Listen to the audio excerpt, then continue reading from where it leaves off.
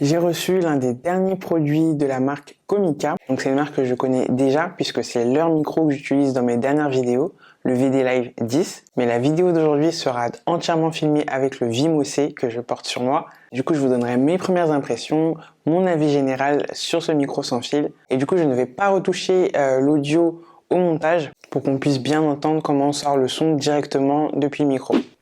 Alors là, j'ai retiré le transmetteur et le récepteur. Donc le son qu'on entend, c'est le micro directement de ma caméra.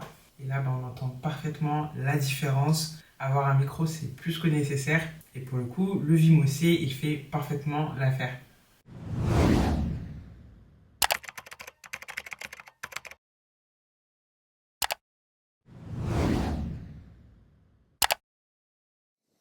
Hello, moi c'est Rita. Si t'es nouveau ici, bienvenue sur ma chaîne.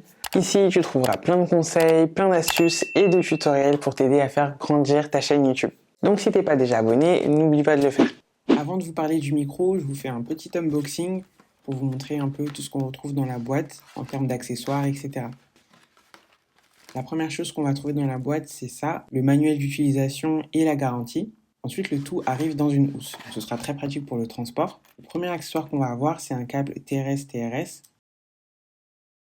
Ensuite, on va avoir un adaptateur 2 en 1, un câble USB pour la charge, un autre câble TRS-TRRS,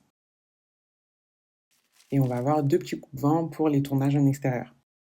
Ensuite, on a la fameuse boîte. Donc ça, c'est une boîte qui va servir à la fois de boîte de rangement et de station de charge. Donc à l'intérieur de notre boîte, on a notre récepteur et nos 2 transmetteurs.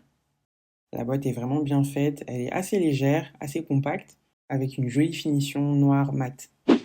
Le Vimo C3, il se décline en 3 options différentes. Il y a le C1, le C2 et le C3. Moi, ce que j'ai reçu, c'est le C3. Donc le C3, il inclut le boîtier, le récepteur et les 2 transmetteurs. Si jamais tu n'as pas besoin de tout ça, tu peux plutôt opter pour le Vimo C1. Dans celui-là, en fait, tu auras uniquement le récepteur et le transmetteur. Donc c'est idéal en fait pour les personnes qui vont juste utiliser le micro et qui n'ont pas forcément besoin d'un deuxième micro ou de la boîte. Et du coup, forcément, le Vimo C1, ce sera le moins cher des 3. Le Vimo C1, il est au prix de 119 €. Donc comme je disais, après, tu as aussi le Vimo C2. Lui, la seule différence, c'est qu'en fait, il va y avoir un deuxième transmetteur. Donc là, ce sera parfait pour les personnes qui vont faire des vidéos du type interview ou des vlogs à 2. À ce moment-là, avoir 2 micros, ce sera beaucoup plus pratique. Tu as juste à clipser ton micro sur toi et le deuxième sur la personne qui t'accompagne dans la vidéo. Ok, du coup maintenant on va parler des spécificités du Vimo C. C'est un micro assez versatile puisqu'il est compatible avec un ordinateur, une caméra ou un téléphone. Donc c'est parfait pour les créateurs de contenu qui se filment soit avec leur smartphone ou soit avec leur caméra. Idéal aussi pour les personnes qui vont faire beaucoup de visioconférences sur leur ordinateur et qui souhaitent améliorer leur rendu audio sans avoir à utiliser le micro interne de l'ordinateur.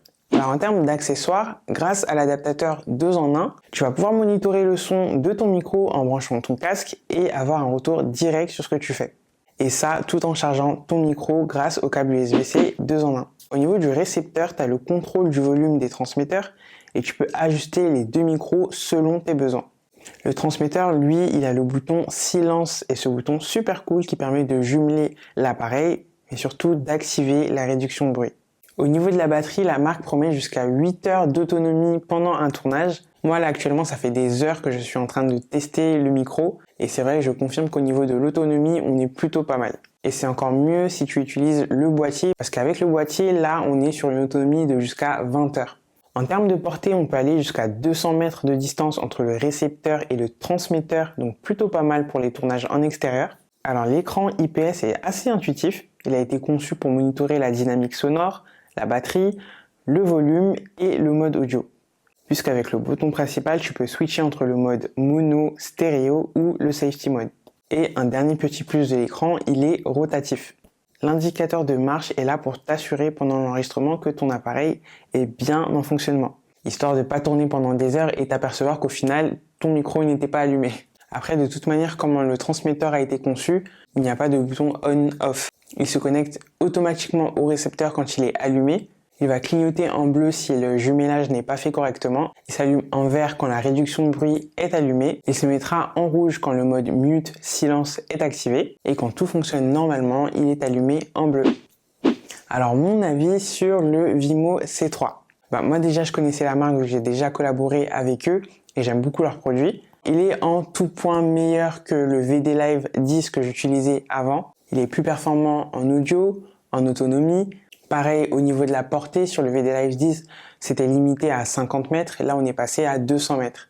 Et puis surtout en termes de design et de technologie, là on est passé à un niveau nettement supérieur.